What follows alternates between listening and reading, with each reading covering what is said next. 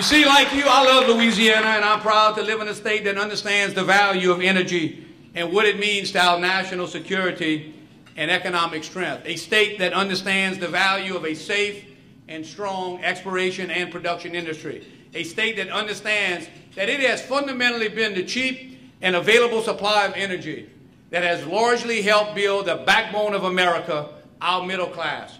A middle class that may well be at risk if some of the policies being proposed out of Washington are not halted. I want you to think about energy for just a second. It is my observation, and I think yours as well, that it is the cheap and available supply of energy that has allowed our modern interstate system to become such a huge economic driver.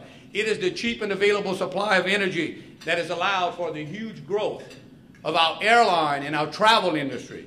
It is the cheap and available supply of energy that has been responsible for the power of the automobile industry for the last 50 years since World War II and millions of American jobs created. It is the cheap and available supply of energy that has allowed for the growth of our suburbs and making home ownership available in America.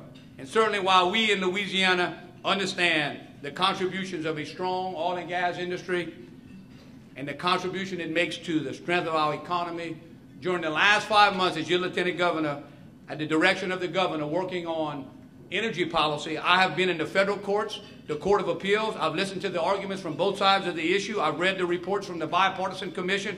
I've heard the excuses from the Department of Interior, the White House staff, and the Director of the Bureau of Ocean Energy. I am convinced that national Democrats see oil and gas companies as bad for America. I am convinced there is a bias against the oil and gas industry that does not exist against other industries like the automobile industry, and yet an automobile industry that owes much of its success to a robust oil and gas industry.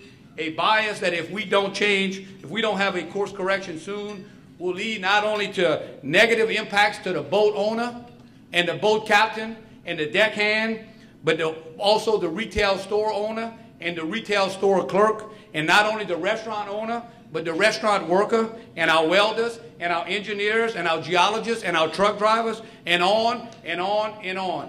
It is my appreciation of the value the oil and gas industry brings to Louisiana. It is my appreciation that the value the oil and gas industry brings to Louisiana and to America, to its economy and to its national security.